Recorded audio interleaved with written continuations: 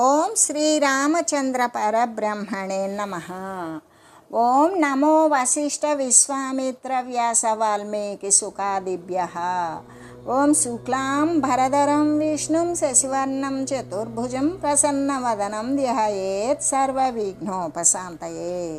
ఓం నమో బ్రహ్మాదిభ్యో బ్రహ్మ విద్యా సంప్రదాయ కర్తృభ్యో వంశ ఋషిభ్యో మహద్భ్యో నమో గురుభ్యః.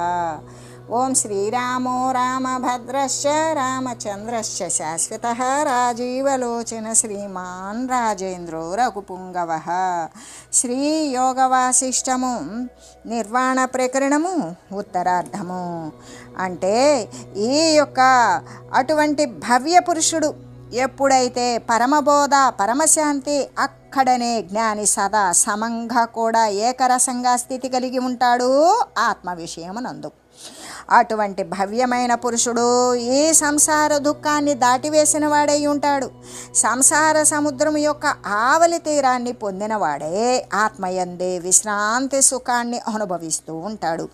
అందుకే జీవుడు అనబడేటువంటి బాటసారి దీర్ఘమైన సంసారము అనే మార్గంలో చిరకాలము కూడా సంచరించడం వలన మిగుల అలసిపోతాడు. ఇక భోగ సాధనాలైనటువంటి పదార్థాల చేత బాధింపబడుతూ ఉంటాడు. చెప్పేదాని యందు అంటే బాధ పెట్టేదాని యందు వంచుట యందు ప్రవీణములై ఉన్నటువంటి క్రూరములైన విషయాలు అనబడే దోపిడీ గాండ్ర చేత ఆ మార్గమందు బాధించబడతాడు, బాధితుడే అగుతూ ఉన్నాడు అని చెబుతూ ఇంకా కూడా జీవుడు అనేటువంటి బాటసారి ముసలితనము అనేటువంటి మంచు చేత పిడుగుల చేత కూడా మరలా కూడా జడీకృతుడు అంటే వ్యవహారము పట్ల అసమర్థతే కలిగిన వాడు అగుతూ ఉన్నాడు. జన్మ అంటే శరీరము అనేటువంటి అరణ్యమునందు లేడిలాగానే వ్యర్థముగా విహరించడం యందు ఆసక్తుడవుతాడు. దుఃఖాలు సంకటాలు క్లేశాలతో నిండిపోయినటువంటి దయ ఉంటుంది. అంతేకాదు సుఖము అనేటువంటి నీడే లేనిదటువంటిదైనా ఈ సంసార మార్గమునందు స్వయంగా ఎటువంటి సహాయము లేకుండా అసహాయుడై వెళుతూ ఉండేవాడే అవుతూ ఉంటాడు. వస్తూ పోతూ చస్తూ పుడుతూ చస్తూ ఈ విధంగా పాపాల చేత ఆర్జించినటువంటి ధనము అనేటువంటి దారిభత్యం కలిగి ఉంటాడు. పాపము యొక్క ఫలం పుణ్యం యొక్క ఫలం అనేటువంటి దారిభత్తం కలిగి ఉంటాడు. అడుగడుగుకు కూడా పడుతూ ఉంటాడు, దొర్లుతూ ఉంటాడు. అర్థము అనర్థాలతో కూడా నిండినటువంటి మార్గాల చేత గొప్ప సంకటాలు క్లేశాల చేత కలత నొందినటువంటి బుద్ధి కలిగిన వాడే అగుతూ ఉన్నాడు. సంసార జలదేహి పారం ప్రాప్యభూత వివర్జితం అసయ్యోతి ప్రమాబుద్ధ ససేతే సుఖమాత్మవాన్. ఆ విధంగా సంసార మార్గమున అంటే ఈ యొక్క జనన జర మరణాల మార్గంలో మిగులా అలిసిపోయినటువంటి జీవుడు ఒకప్పుడు సౌభాగ్యవశము చేత అనేక జన్మల యందలి పుణ్యం ద్వారా కూడా ఈ విధమైన సాధన చతుష్టయ సంపత్తితో కూడి ఉంటాడు. సత్శాస్త్రము సద్గురువుల యొక్క అనుగ్రహము వలన తత్వసాక్షాత్కారం వలన కూడా ప్రబుద్ధుడై ఉంటాడు, ఆత్మజ్ఞాని అయి ఉంటాడు. సంసార సముద్రం యొక్క ప్రాణిశూన్యమగు ఆవలి తీరాన్ని పొంది అక్కడ చెయ్యలేకపోయినా సుఖంగా నిద్రిస్తాడు, విశ్రాంతిని పొందుతాడు అని చెబుతూ ఎలాగంటే ఆత్మవంతుడు సత్శాస్త్రాలు సద్గురువు యొక్క ప్రసాదాల వలన అంటే ఇలా సంసార మార్గమున పయనిస్తూనే ఉంటాడు. అలా పయనించి పుట్టి చచ్చి ఇలా జీవుడు ఒక్కసారి సౌభాగ్యవశము చేత కొన్ని జన్మలలో పుణ్యం ఆర్జించినటువంటి దాని ద్వారా ఆ జ్ఞానము లేనటువంటి మానవ జన్మనే ధరిస్తాడు. అప్పుడు వారి యొక్క సంస్కారము అనేటువంటిది ఈ యొక్క సత్య విషయం వైపుకే మళ్ళుతుంది. అప్పుడు సాధన చతుష్టయ సంపద అనేటువంటి దానితో కూడుకొని ఉంటాడు. సాధన చతుష్టయ సంపద అంటే నిత్యానిత్య వస్తు వివేకము, ఇహమూత్రార్థ ఫలభోగ విరాగము, సమాధి షట్క సంపత్తి, ముముక్షత్వము అనేటువంటి 4 రకాలైన సంపదలు కూడా సంపాదించుకుంటాడు. నిత్యానిత్య వస్తు వివేకము. నిత్య వస్తువేది అంటే సత్యము నిత్యము శాశ్వతము ఈ పుట్టని గిట్టనటువంటి నిత్యోదితమైన సర్వవ్యాపకమైన ఏకరసమాత్రమైనటువంటి సత్తా సామాన్య రూపంలో ఉన్న సర్వము నిండిపోయి అచలమై కనబడినటువంటి ఏ పరమాత్మ స్వరూపమైతే ఉన్నదో అదే నిత్యము అన్నప్పుడు మరి అప్పటి వరకు నిత్యము సత్యము అనుకున్న దృశ్యమాన జగత్తు ఈ ఇంద్రియ సంఘాతమైన దేహాలు. సత్యము నిత్యము అనుకున్నాడు కదా, అప్పుడు అనిత్యాన్ని శరీరాన్ని అనేక చిన్న పెద్ద క్రిమి కీటక అనేక 4 రకాలుగా ఉత్పన్నమైనటువంటి జీవులు అవి నశిస్తున్నాయి, కొత్తవి ఉత్పన్నమవుతూ ఉన్నాయి. ఈ విధంగా ఉత్పత్తి పతనాలకు లోనైనటువంటి సర్వ జీవరాశి కూడా మరి ఆ స్థిరము అబద్ధమే. అంటే ఇదంతా అనిత్యాన్ని ఎప్పుడైతే నిత్యము వైపు సత్యము వైపు శాశ్వతము వైపు ఆసక్తి కలిగి ఉన్నాడో దీని పట్ల అసత్యం వైపు విరక్తి కలిగి ఉంటాడు. ఆ విధంగా కలిగినటువంటి ఆ యొక్క మంచి శుభకరమైనటువంటి శుభేచ్ఛ మంచి కోరిక కలిగినటువంటి పరమాత్మ తత్వాన్ని పొందాలి అనేటువంటి ఏ కోరికతో కూడి సత్య వస్తువును ఆశ్రయించుకొని ఉంటాడు.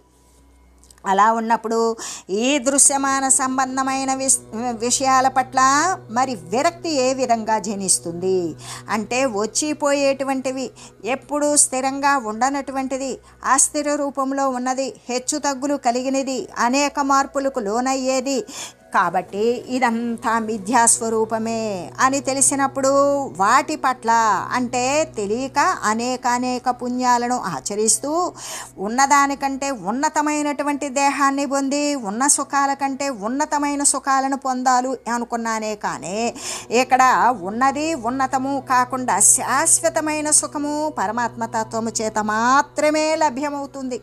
కాబట్టి అసలు నేను పరమాత్మ వస్తువునే, నా యొక్క స్థితిని నా స్వరూపాన్ని మరిచినప్పుడు ఈ వచ్చిపోయేటువంటి ఇంద్రియ సంఘాతమైన దేహమే నేనని ఈ దృశ్య సంబంధమైన వస్తువులే నావి అని నేను భావించాను. వీటి పట్ల ఇవన్నీ కూడా అనిత్యమైనవి అసత్యమైనవి అన్నప్పుడు అబద్ధాన్ని ఎవ్వడూ కూడా కోరుకోడు, అనిత్యమైన దానిని ఎవ్వడూ ఆశ్రయించడు. ఆ విధంగానే వాటి పట్ల విరక్తి కలుగుతుంది. ఎలాంటి విరక్తి? తాను వాంతి చేసుకుంటే ఆ పదార్థం అనేటువంటిది చూడసఖ్యం కాకుండా ఎలా అసహ్యం వేసి దానివైపు చూపు అనేది ప్రసరించకుండా ఉంటాడు. అలాంటి విరక్తి. తన యొక్క మలమూత్రాదులు విసర్జించిన తర్వాత వాటిని చూడడానికి యావగింపు కలిగి దూరమై వచ్చినటువంటి అసహ్య భావన, అంత అసహ్యము అనేటువంటిది ఇహమూత్రార్థ ఫలభోగ విరాగము. అంటే ఈ యొక్క శరీరాలు అనేది ఉత్పన్నమైనవా ఇంద్రియాలతో సంఘటింపబడేవి. ఇంద్రియాలతో సంఘటింపబడేవి ఈ దేవతా శరీరాలైనా మనుజ శరీరాలైనా రాక్షస శరీరాలైనా ఏదైనా ఇంద్రియాల చేతే ఉంటుంది. వస్తుంది అంటే పోతుంది, పోయిందంటే వస్తుంది. అనిత్యమైనటువంటి ఈ దేహాలను పొంది ఉన్నతమైన సుఖాలు ఎలా పొందుతాం? పొందినా అదే అశాశ్వతమే, మార్పులకు లోనయ్యేదే.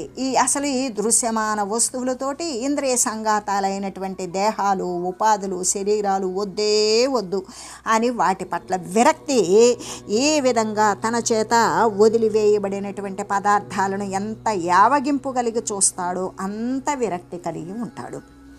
ఇకపోతే ఎప్పుడైతే దృశ్యమాన వస్తువుల పట్ల విరక్తి కలిగిందో పరమాత్మ పట్ల అనురక్తి కలిగిన మీదటే దృశ్యమాన శరీరము పట్ల విరక్తి కలుగుతుంది. ఆ విరక్తి అప్పుడు ఏం చేస్తాడు? తన యందు ఉన్నటువంటి 25 తత్వాలతో ఇంద్రియాలతో కూడినటువంటిది కదా దేహము. దేహాంతర్గతంగా ఉన్నటువంటి శుద్ధ విశుద్ధ చైతన్య వస్తువే కదా తను. అప్పుడు దానిని ఏ విధంగా చూస్తాడు? తన ఇంద్రియాలకు తను లోబడి ఉన్నాడు ఎన్నాళ్ళు. ఇప్పుడు ఇంద్రియాలను తన నిగ్రహంలోకి తీసుకొచ్చుకోవాలి. అంతఃకరణాలు అన్నప్పుడు జ్ఞాత మనసు బుద్ధి చిత్త అహంకారాదులు. ఈ జ్ఞాతే తన స్వరూపాన్ని మరిచి జ్ఞాతగా మారి దేహగతుడైనటువంటి జీవుడు అనే పేరును కల్పించుకొని ఉంటూ ఉన్నాడు. ఆ జ్ఞాత నిగ్రహంలోకి ఏమి తెచ్చుకోవాలి? మనసుని, బుద్ధిని, చిత్తాన్ని, అహంకారాన్ని తెచ్చుకోవాలి. మానసికమైనటువంటి సంకల్పము పరమాత్మ వస్తువు తప్ప మరొకటి లేదు అనేటువంటి పరమాత్మనే అంటి ఉండటం, మనసును అందులో లీనం చేయడం, సునిశ్చయమైనటువంటి నిర్ణయాత్మక శక్తితోటి పరమాత్మ వస్తువే సత్యము, నిత్యము, శాశ్వతము అని నిశ్చయించబట్టం. ఎప్పుడైతే మనసు, బుద్ధి పరమాత్మను అంటి ఉన్నవో ఈ చిత్తము కూడా అదే చింతనతోటి ఆత్మాకారంగా మారడం. అప్పటి వరకు కూడా దేహము, లోకము, సత్యము అనుకునేటువంటి, ఇదే నేను, ఇది నాది అనుకునేటువంటి అహంకారం ఏం చేస్తుంది? సర్వవ్యాపకమైనటువంటి ఏ యొక్క పరవస్తు స్వరూపమైన పరమాత్మతత్వం ఉన్నదో అది నేను అని భావిస్తుంది. ఈ విధంగా ఈ 4 కూడా మనోబుద్ధి చిత్తాహంకారాలు తన యొక్క ఉనికిలోకి, తన యొక్క నిగ్రహ శక్తికి లోబడినప్పుడు అదే శమము. అంటే సమాధి షట్క సంపత్తి అంటే శమము, దమము, ఉపరతి, తితిక్ష, శ్రద్ధ, సమాధానము అనేటువంటి 6 రకాలైనటువంటి సంపదలను కలిగి ఉన్నటువంటి వాడే నిర్వాణ స్థితిని పొందటానికి యోగ్యతను సాధించుకున్నట్లు. ఇలా శమాన్ని సాధించిన తర్వాత ఇక జ్ఞానేంద్రియాలు, కర్మేంద్రియాలు అంటే చెవి, చర్మము, కన్ను, నాలుక, ముక్కు అనేటువంటి జ్ఞానేంద్రియాలు, నోరు, చేతులు, కాళ్ళు జననేంద్రియాలు, మరి మల విసర్జన అనేటువంటి పాయువు, ఈ యొక్క అంటే వాక్కు, పాణి, పాద, గుహ్య పాయువులు అనే కర్మేంద్రియాలు కూడా తన యొక్క నిగ్రహ శక్తికి లోబడతాయి. ఎందుకు అంటే మనసును ఎప్పుడు జయించి మనసును పరమాత్మ స్థానమునందు లీనము చేశాడో ఆ మనసు యొక్క మరి ప్రేరణ లేకుండా జ్ఞానేంద్రియాలు, కర్మేంద్రియాలు అనేటువంటివి మనసు, బుద్ధి, చిత్తము, అహంకారం యొక్క ప్రేరణ లేకుండా ఇవి స్వయం సత్తా చలనము కలిగినటువంటివి కావు కదా. కాబట్టి ఈ బహిరేంద్రియాలు అయినటువంటి ఈ దశేంద్రియాలు కూడా మనుగడలోకి వస్తాయి. అప్పుడు ఇక జ్ఞానేంద్రియ విషయాదులు అనబడేటువంటి శబ్దము, స్పర్శము, రూపము, రసము, గంధము ఇవి కూడా ఏం చేస్తాయి అంటే దానిని మనసు లేకపోతే వాటిని ఆస్వాదించి రుచి తెలిసి మరి రూపాన్ని గుర్తించి స్పర్శ సుఖాన్ని కోరి శ్రవణానందంగా వీణులు విందుగా విని ఇటువంటి విషయాదులు అన్నీ కూడా ఈ యొక్క అంతఃకరణాల ప్రేరణ అనేటువంటిది లేకపోతే ఈ ఇంద్రియాలు అనేటువంటివి ఆ క్రియలను చేయలేవు. ఆ విధంగా దమము అంటే బాహ్యేంద్రియాలైనటువంటి దశేంద్రియాలు కూడా లోబడిపోతాయి. ఇంకప్పుడు వానికి ఈ యొక్క శమము, ధమము అనేటువంటిది వచ్చిన తర్వాత ఎల్లవేళలా కొలిచేటువంటి ఆ యొక్క తితీక్ష అంటే ఇక శారీరక ఇంద్రియాలు తన నిగ్రహ స్థితిలోకి వచ్చిన తర్వాత ఏమైంది అంటే ఇక తీవ్రమైనటువంటి ఇచ్చ ఏర్పడుతుంది. పరమాత్మ సత్యము అన్నప్పుడు ప్రతిదానికి కూడా ఓర్చుకుని ఉంటాడు. శీతోష్ణాదులను సహిస్తాడు. మానవమానాలను లెక్క చేయడు. ఆకలి దప్పుకులను లెక్క చేయడు. శరీరం పోషింపబడడానికి అంతో ఎంతో శరీరాన్ని నిలబెట్టుకోవాలి. శరీరమాధ్యం ఖలు ధర్మ సాధనం. శరీరం నిలబడాలి అంటే ఆ విధంగా తీవ్రమైనటువంటి కోరిక పరమాత్మ స్థానాన్ని పొందాలి అన్నప్పుడు అలా చింతించి ఆలోచన చేసి మరి ఉపరతి స్థితి పరమాత్మ యొక్క సామీప్యంలో ఉన్నటువంటి ఆ యొక్క క్రీడ అనేటువంటిది పరమాత్మ తప్ప మరొకటి లేదు అని ఆ భావన యందు ఆ సాధన యందే క్రీడిస్తూ పరమాత్మ తత్వమే సత్యమని అనుష్ఠానం చేస్తూ ఉంటాడు. ఈ విధంగా అంటే ఇక తర్వాత ఆ ఉపరతి ద్వారా వానికి శ్రద్ధ ఏర్పడుతుంది. సత్శాస్త్రాల యందు, సద్గురువుల యందు, మహనీయుల యందు, గురువుల యందు ఇటువంటి వారి యందు కూడా ఒక మంచి భావన, వారి ద్వారానే జ్ఞానబోధన పొంది ఈ జ్ఞానం ద్వారా తన యొక్క సాధనా ప్రవృత్తి మార్గాన్ని సులభతరం చేసుకొని సర్వవ్యాపకమైన పరమాత్మను మరి తను పరమాత్మ యందు తాను సంలీనం కావాలి అనేటువంటిది ఏర్పడుతుంది.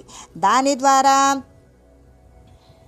ఎప్పుడైతే తన యొక్క సాధన అనేటువంటిది మహనీయుల యొక్క సలహా మేరకు, సూచనల మేరకు, వారి యొక్క జ్ఞాన బోధ మేరకు కూడా అనుసరిస్తూ సత్శాస్త్రాలను అధ్యయనం చేస్తూ దాని ప్రకారం సాధన చేస్తూ ఉన్నప్పుడు వానికి దాని పట్ల శ్రద్ధ అనేటువంటిది ఏర్పడి ఇక సమాధాన పడిపోతాడు. తన యొక్క అనుభవం ఏది చెబుతుందో అదే శాస్త్రంలో ఉన్నది, అదే పెద్దల ద్వారా బోధించబడింది. ఈ మూడు కూడా ఒకటి అయినప్పుడు వాడిక మోక్షము చెందడానికి అర్హతను సంపాదించుకుంటాడు.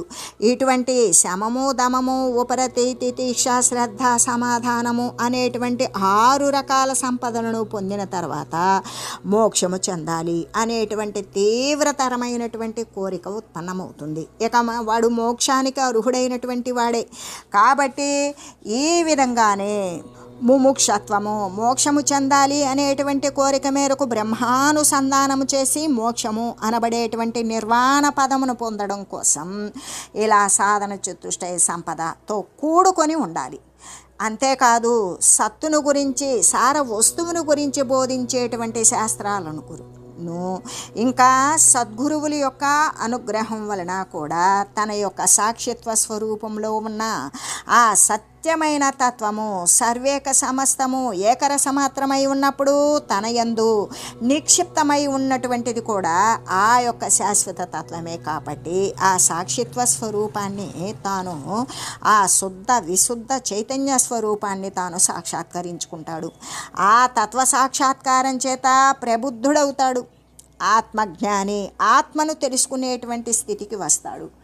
ఆ విధంగా సంసార సముద్రం యొక్క అంటే ఇకప్పుడు ఈ సంసారము జన్మ జరామరణాలు, చావు పుట్టుకలతో కూడినటువంటి ఈ సముద్రం యొక్క స్థితి అంటే ప్రాణిశూన్యము. ఇక అక్కడ సంసార సముద్రం యొక్క ఆవలి తీరము అంటే పరమాత్మ తత్వమునందు జీవత్వము ఉండదు, ప్రాణులు ఉండవు. ప్రాణులేవి జీవత్వ స్థితిలో ఉపాధులను ధరించుకొని ఉండేటువంటిది ఏది ఉండదు. కాబట్టి అక్కడ ఏమాత్రము కూడా పరుండడానికి చెయ్యలేకపోయినా కూడా చక్కగా నిద్రిస్తూ విశ్రాంతిని పొందగలిగినటువంటి స్థితిని పొందుతాడు అని చెబుతూ, అంటే ఆత్మవంతుడైనటువంటి వాడు సత్శాస్త్రాలను సద్గురువు యొక్క ప్రసాదము వలన తత్వ సాక్షాత్కారము చేత ప్రబుద్ధుడవుతాడు. ఇక ప్రాణులే లేనటువంటి, ఇక ప్రాణి అంటే దేహంతో కూడి ఉన్నటువంటి దానినే కదా ప్రాణులు అని చెప్తాం. ప్రాణులే లేనటువంటి ప్రాణివర్జితమైనటువంటి సంసార సముద్రం యొక్క ఆవలి తీరం అంటే పరమాత్మ తత్వాన్ని, ఈ సంసారము అంటే చావు పుట్టుకలకు మూలమైనటువంటి ఈ పంచభూతాల సమ్మిళితంతో ఉన్నటువంటి స్థితిని దాటివేస్తాడు. అటువంటి తీరాన్ని పొంది అక్కడ చెయ్యలేకపోయినా సరే సులభంగా నిద్రిస్తాడు. అంటే ఆత్మసుఖాన్ని అనుభవిస్తాడు అని కదా చెప్పడం. జాత్యస్వ వదివాహ జాతి రస్న గచ్చన్న స్వదన్ స్వసన్ స్వదన్ లోకమధ్యే మహారణ్యే హాసేధే సుఖమాత్మవాన్. ఆహా అపసర్పం నిరస్నేహమస్వప్నమసుషుప్తకం ప్రబుద్ధమా బహిర్నిద్రం హాసేతే సుఖమాత్మవాన్. ఆహా శయ్యాదులు లేకపోయినప్పటికీ కూడా, అంటే శయ్య అంటే పొరుండడానికి ఉపకరించేటువంటి సాధనం, అది లేకపోయినప్పటికీ కూడా ప్రాణచేష్టారహితముగాను ఇక్కడ సమాన వ్యాన ఉదాన ప్రాణ అపాన వాయువులు అనేటువంటి పంచప్రాణాలు కూడా వాటి యొక్క క్రియలు చేష్టలు అనేటువంటివి లేనివే అయినప్పటికీ కూడా అక్కడ స్వప్నాలు జాగ్రత్తలు సుషుప్తులు అనేవి నశించిపోయినప్పటికీ కూడా సుషుప్తి అనేది ఆ వదిలివేసినది అయినా ఆత్మస్వరూపమునందు జాగరూకతాపూర్వకంగా, ఆ యొక్క ఆత్మస్వరూపనందు జాగరూకతాపూర్వకంగా స్వస్వరూప బహిర్భూతమగు నిద్ర అనేటువంటి వస్తువు లేకుండానే ఆత్మజ్ఞాని సుఖంగా నిద్రిస్తూ ఉన్నాడు. జాగ్రత్త నిద్ర సుషుప్తి కళ అనేటువంటి ఏవి ఉండవు. అయినా కూడా ఆత్మజ్ఞాని సుఖంగా విశ్రాంతిని పొందుతూ ఉన్నాడు. ఎలాగా? బహిర్ముఖత్వాన్ని వదిలివేశాడు. ఆత్మస్వరూపమునందే సుఖంగా విశ్రాంతి తీసుకుంటూ ఉన్నాడు. ఆహా, శయ్యాదులు లేకపోయినప్పటికీ కూడా ఏ ప్రాణ అపాన చేష్టావర్జితంగా కూడా స్వప్నరహితంగాను సుషుప్తి వర్జితంగాను ఆత్మస్వరూపమున జాగరూకతాపూర్వకంగాను తన స్వస్వరూప బహిర్భూతమైనటువంటి నిద్ర అనేటువంటి వస్తువు లేకపోయినప్పటికీ కూడా ఆత్మజ్ఞాని సుఖంగా నిద్రిస్తున్నాడు. బహిర్ముఖత్వాన్ని, ఈ యొక్క ప్రాపంచక తత్వాన్ని వదిలివేసి ఆత్మస్వరూపాన్ని సుఖంగా విశ్రాంతి తీసుకుంటూ ఉన్నాడు అని చెబుతూ, జాత్యస్వవదిహా జాతి జాతిరస్నగచ్చన్ స్వపన్ స్వసన్ స్వదన్ లోకమధ్యే మహారణ్యే హాసేధే సుఖమాత్మవాన్. అంటే ఆహా, ఉత్తమ జాతి గుర్రంలాగానే. ఇక్కడ ఉత్తమ జాతి గుర్రము అని ఎందుకు చెప్పారు అంటే, ఉత్తమ జాతి అయినటువంటి గుర్రం ఏం చేస్తుంది అంటే, యుద్ధభూమి యందు తప్ప అది యుద్ధభూమిలో మహాజాగ్రత్తగా ఉంటుంది ఉత్తమ జాతి. అది ఇక ఆ యుద్ధ భూమిలో ఏమాత్రము భుజించదు, త్రాగదు, కదలదు, నిద్రించదు. మరి ఆ యుద్ధ భూమి కాకుండా మిగతా తక్కిన చోట్లయితే అది భుజిస్తూ ఉంటుంది, త్రాగుతూ ఉంటుంది, చెలిస్తూ ఉంటుంది, నిద్రిస్తూ ఉంటుంది అని కదా చెప్పడం. అలాగే ఇక్కడ ఆత్మజ్ఞాని ఏం చేస్తాడు, ఇటువంటి జాతి గుర్రంలాగానే భుజిస్తూ ఉన్నప్పటికీ, నడుస్తూ ఉన్నప్పటికీ, శ్వాస తీసుకుంటూ ఉన్నప్పటికీ, మాట్లాడుతూ ఉన్నప్పటికీ కూడా ఈ సంసారము అనేటువంటి మహా అరణ్య మధ్యములో సుఖపూర్వకంగా నిద్రిస్తూనే ఉంటాడు అనే చెబుతూ, ఆత్మజ్ఞాని జాతివర్జితుడై జాతి గుర్రములాగానే ఈ ప్రపంచము అనే మహా అరణ్యం యొక్క మధ్యమున భుజిస్తున్నప్పటికీ, నడుస్తూ ఉన్నప్పటికీ, శ్వాస తీసుకుంటూ ఉన్నప్పటికీ, మాట్లాడుతూ ఉన్నప్పటికీ సుఖంగా నిద్రిస్తూ ఉంటాడు. అంటే ఎలా?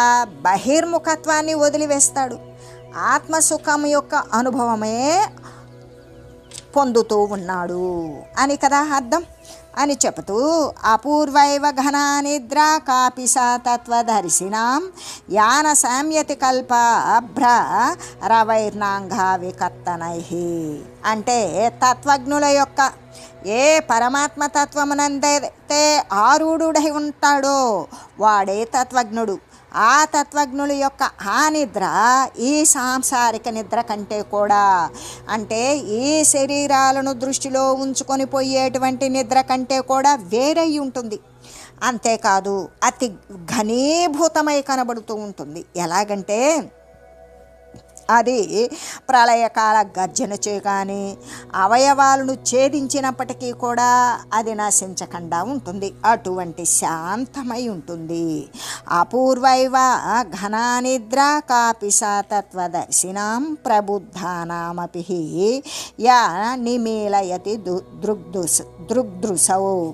అంటే తత్వజ్ఞుల యొక్క, పరమాత్మ తత్వమునందు స్థిరపడిన వారి యొక్క నిద్ర గతంలో లేనిది అయి ఉంటుంది. మహాఘనీభూతమై దృఢమై వర్తిస్తుంది. చిన్మాత్ర దర్శనమున ప్రబుద్ధులయ్యేటువంటి వారికి అది ఈ యొక్క బాహ్యేంద్రియాలను మూసివేస్తుంది. అనిమీలిత నేత్రస్య యస్య విశ్వం ప్రళీయతే సాక్షిభః పరమార్థేన హాసేతే సుఖమాత్మవాన్.